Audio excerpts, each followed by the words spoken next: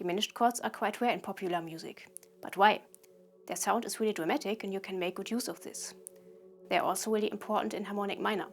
In this video I want to show you that diminished chords are really interesting and that you can use them for a lot of things. There's also a really cool trick. Hi, this is Svenja and today we'll start to like diminished chords.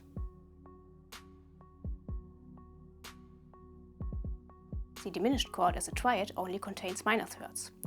So when we want to build an E diminished chord, we start with the root note E, then the minor third G, and then the flat 5 B flat. The chord shape from the A string looks like this. You play the A string with your index in the 7th fret, the D string with your middle finger in the 8th fret, the G string with your pinky in the 9th fret, and the B string with your ring finger in the 8th fret.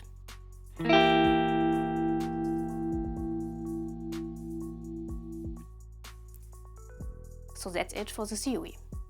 Now there's a trick I personally find really interesting.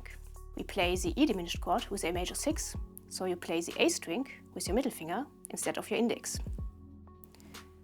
The D string you play with your ring finger in the 8th fret, and the B string also in the 8th fret with your pinky.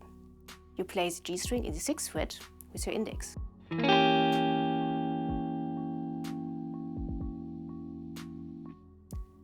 So you've got the notes E, B flat, D flat and G.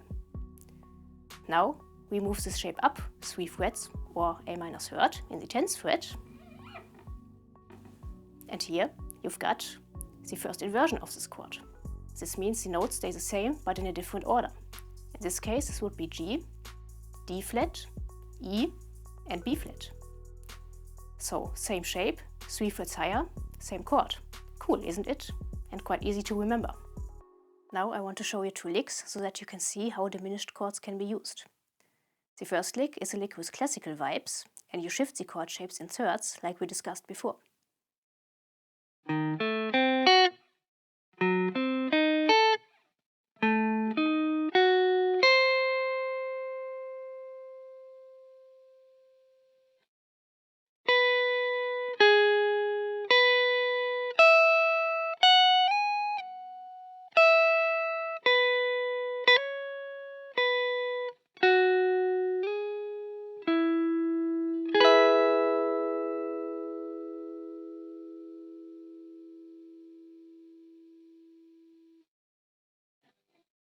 So you play diminished chords with the major 6, but you start in the 6th fret of the A string, on the E flat or D sharp.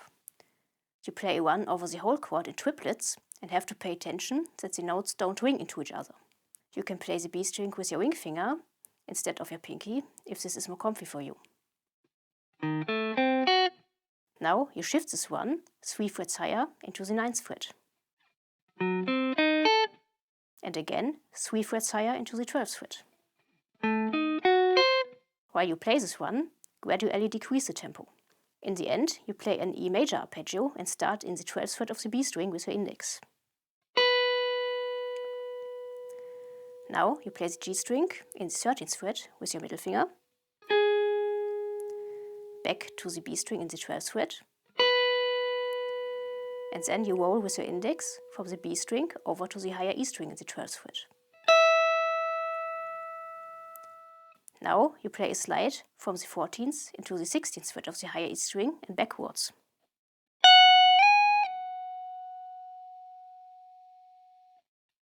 Now you play the higher E string in the 12th fret again and roll with your index back onto the B string.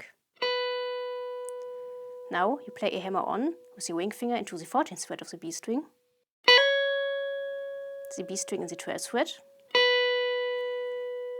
and then you slide from the 11th fret on the G string into the 13th fret. And in the end you play the root note E on the D string in the 14th fret with your ring finger. And then the rest of the chord.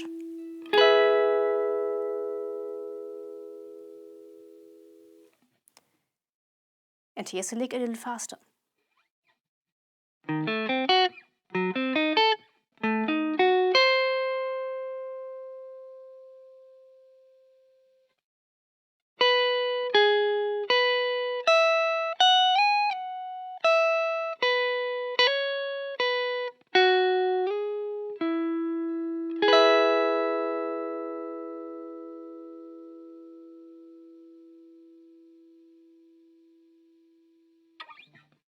For the second lick, you also move the chord shapes in thirds, and you can use this to improvise an E harmonic minor.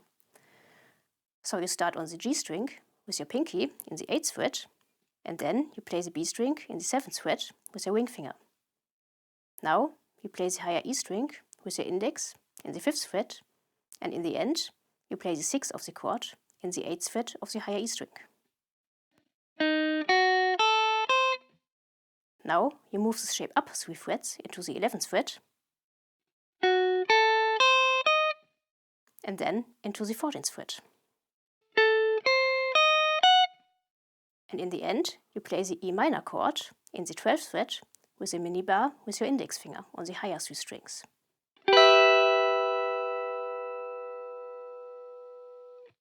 And now the whole lick.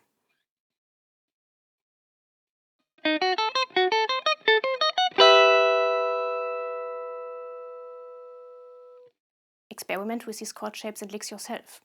Maybe you'll see how interesting diminished chords are and use them for improvisation and songwriting. As always, I'd like to remind you of giving me a thumbs up and subscribing to my channel. Now I'd like to thank you for watching, and until next time, keep grooving.